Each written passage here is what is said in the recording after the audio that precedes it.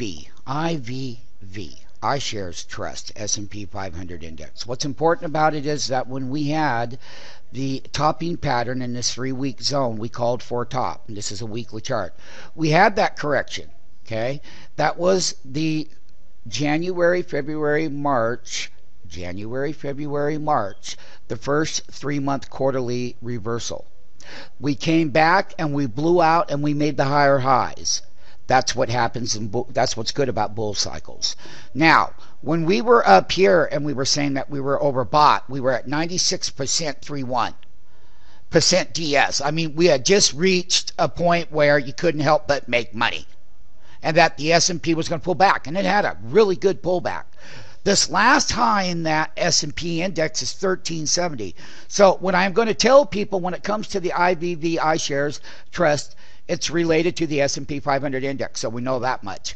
We called for a 5-day, we called for a correction up here, and we had a 5-day price volatility correction to the 10-week moving average.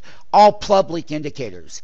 SMF does not operate on public indicators, but rather on market maker indicators. That's a whole different ballgame.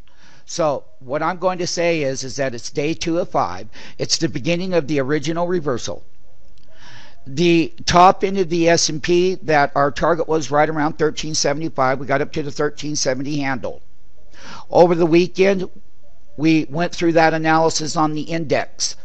The senior SMF MMTs will take the S&P 500 index. They're going to relate it to the IVV. They're going to relate it to the bear and bull ETFs. They can relate it to the spiders and several other things that if we are going to continue to get a bull rally, then we're going to want to know if we're going to get a bull move to break that reversal high, then we're going to want to be in play. So both from a bull and a bear move, price volatility increase, as I said over the weekend and I said last week and over the last, well, really a couple weeks, that for the rest of the summer, there's going to be what we call price action volatility, both in pre-market gap open up and also gap open down days. That the price volatility throughout the remainder calendar year, so you're going to have the starting in May, then you're going to have the month of June, July. August is a very, very light month. People are on vacation in my industry. So basically they take 2 weeks, a week off here and whatever. It's a good time to do that. So really September, we're going to go right up to that point. The pre-market gaps are going to be the price volatility in the price action, which is called artificial price movement in our SMF terminology, because they were created in the futures market, and that's part of price volatility. Gap open up, price volatility, gap open down. One of the things is the bull cycle that we're in. And when we have these corrections, you make money. And then when you get the bull move back on, you make money. Right now, we're in this we're just going to take a look at the last 4 weeks on this one.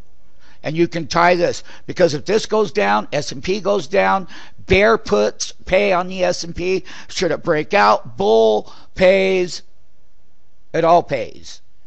And 1 week, 2 week rally to the 3 week blow off top, we call for a correction. 5 days down, last week. 1 day up yesterday. Today we're going to go for day 2 of the calendar week. Friday jobs report puts it as a 3-day up move. And if we set up to break higher, well, then we want to make sure that you're long maybe 4 different things, 4 different type of trades that you get paid on for one transaction, for one directional price movement. So once again, IVV, S&P 500 index, we're going to see what this week is made of. Commodity related names are bouncing. We'll get into the regular pre-market trade, but this is very, very important that you understand that trading 4 to 6 different type related trades that go with this, they're all going to move in the same price direction. So why not get paid 5 debits for one directional movement? Makes a lot of sense to me, MMT.